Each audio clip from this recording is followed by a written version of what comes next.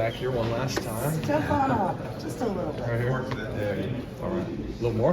There we go. I'm Nice, so short. nice, My up and arms are close. short, and I've got two, and my biceps working. Yeah. Okay. All right. What was the day like for you personally in there? You've been doing so many Yeah. different things, but what was today like? It was great. It was a short list of things with the bench, and got 28, so I'm happy with that. And then you know, the drills on the field were great. You know, the drills are the easy part. That's football for me. So yeah, it was went very good. 28 reps at what weight? 225. Yeah. Was that kind of, did you have like a goal, something in mind? I wanted to get in? 30s. I wanted to be my dad at 26. So when I got to 26, I was like, no, I gotta keep going. So no, it was, I beat him in that. So I've been beating him a lot this year on a lot of things. So I've been happy about that. Did you text him, tell him you did? Oh, he's here. Oh, I saw him. I was talking some crap afterwards. Aidan, were you on the field when in drills when David was hurt? Yeah. He went right after me.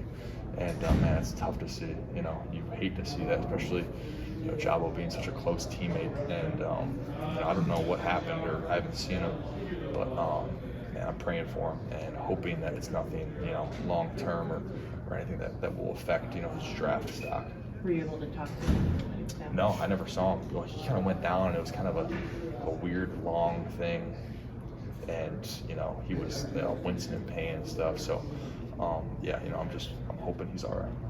Is it more difficult to reconcile when it's a non-contact? I mean, considering how much contact you guys have over the practices and games. Yeah, it's always tough to see the non-contact because those are, so weird. And you saw it with OBJ in the Super Bowl and that one wide receiver in the national championship. And it's tough to see, especially to go out on a pro day. He's only doing drills too, so it's tough. Even Josh was here saying you're the best player in this draft pool. Do you feel like you are? I don't know if I can speak to that. Just I haven't seen every other player, but I'm very confident in my ability, and whatever team that gets me is going to get a hell of a football player. Did you exceed your expectations at the combine? I mean, you obviously did some of those drills, and then you obviously had an incredible performance, I guess. In that. Right. No, I that's where I thought I was going to PR in a little different places, but I didn't, and it is what it is. But you move on, and I'm happy it's all over with. So. Hey, how do you balance the idea of going number one in the draft, potentially going number two to your hometown Lions? Yeah, it's awesome. It's awesome being in this position. I'm extremely fortunate to be here in this place, and we've come a long way here at Michigan, and to be where I'm at now and the position that I'm in, I'm very fortunate. Looking at playing here at Michigan, obviously you have ties with your dad being here and growing up, obviously with that connection, but the hometown team still, in a way, you get to still be in your home state, close to family and friends. Yeah. Have you made that parallel with the Lions at all? Should you go to Detroit? What's the question exactly? Being able to be at Michigan, being close to your home, your family and friends instead of going away, have you looked at the possibility of being with Detroit and still kind of getting to have that type of opportunity? Yeah, for sure. I mean, I think if I were to end up in Detroit, it would definitely make the transition easier to the NFL because I know it is a hard transition, but staying close to home, be close to family, so it would definitely have a lot of benefits in that sense, for sure. Did you talk to him again today? Who? The Lions? Yeah. How much do you think the transition will be eased by the fact that you learned that defense under Coach McDonald? I mean, and all the aspects that go into it. Yeah, I mean, Coach McDonald definitely has that NFL-style defense, so definitely make that transition easier. And I have a great support system at my back too. So, I think wherever I go, I got my parents and my sisters and my whole team behind me. So, it'll make it easy. What is your process now, I guess, kind of physically, mentally? Do you feel like you've done all you can do to control your fate, and kind of how much time now do you spend thinking about it? Obviously, you continue workouts personally. But... Yeah, we closed the book on the combine and the pro day. It's over now. All those numbers are behind me, and my application is pretty much complete at this point. So now it's in the team's hands. I got a couple of visits, but that's all the easy stuff. So I mean, all the hard stuff is out the way. So now we can start focusing on some ball. Are you happy this part's out of the way?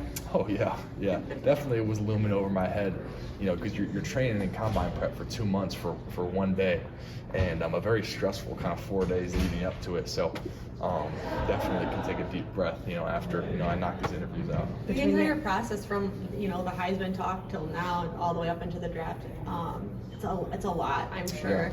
How's the process been for you? Is it more exciting or is it more like anxious, kind of like let's get it over with? I'd say a little bit of both for sure, but definitely exciting because I grew up watching the combine, grew up watching these guys run, and then I'm stepping up there. I'm like, oh god, it's just a little longer than it seems on TV. But no, it was great.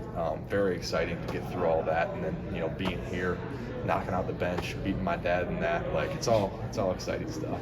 Between now and the 28th, though, would you say, can you characterize as it more nerves or excitement for the actual draft itself? I don't think I'll be nervous for the draft at all. I mean, maybe when I get there, but I'm very big into controlling the controllables, and everything that I've done to this point, I've done it with no regrets, and I can't look back on anything and say I could have done this better or that.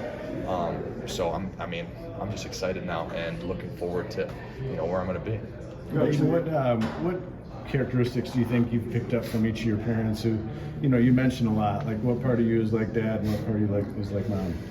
My mom is definitely the more, emotional, like someone I can talk to about different life situations, because she's very into all that. My dad is definitely more like wired for getting things done, but I can really rely on both of them, and I really get a nice blend of different feedback from both of them. So it is very nice, and I'm very fortunate. You mentioned the visits coming up. Who are those teams with? I think just the top 5 teams. Top 5. Yeah. You obviously have a dynamic personality. I mean, who do you think is going to kind of step in and fill that void that you kind of left behind from a leadership standpoint? Yeah, here in 2022. Man, we'll see. Offensively, they're definitely, they got a lot of guys back, but defensively, we lost 6 dudes, I think, and there's not a whole lot of older guys in that defense, so I don't know who's going to step up, but we're going to see. Definitely Mike Morris, Mozzie, guys like that in the D line that I can think of. We're young. We got a young linebacker crew, and the secondary is also young. So I think definitely up front, the leaders will come. Is there anybody vocal? One or two more. Is there anybody vocal that you sense, I guess, amongst? I can see Mike. I can see Mike for sure. The only problem is just these guys are young, and they haven't quite all of them been through the trenches and through the hard times, and been through all that. So we'll see for sure. Josh said you guys had a nice talk last year before winter conditioning and kind of laid out what you guys wanted to do as leaders. Do you think that that's kind of implemented now? It's going to carry on year by year? I would hope so, for sure. Obviously, I don't really control what they do, but I think we set the standard as leaders this past season, and we set the example. So I think if we want to continue to be on that path of winning, those guys should definitely follow what we did last year. And what was the most unique question you got from an NFL team? I didn't get too much weird questions. One guy asked me, probably the weirdest one is, dead or alive, 3 people, who would you want to get dinner with? And that took about 2 minutes to answer that, because what a hard question. But What'd you say? I know you guys are gonna ask that. I kind of forgot. One of them was David Goggins, I think, because David Goggins is a beast. But I just read his book, so it was probably on top of my mind. But yeah.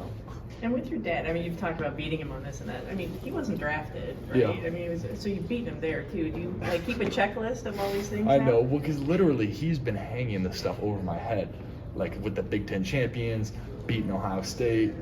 The sacks, all of it. He's been hanging over my head. So this is my year to take over and to carry on the Hutchinson legacy. So yeah, this was my year. That backfired on him pretty hard. Yeah, for sure.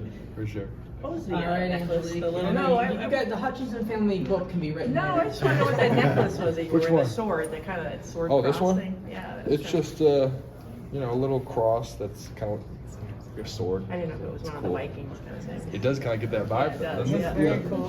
Thank you.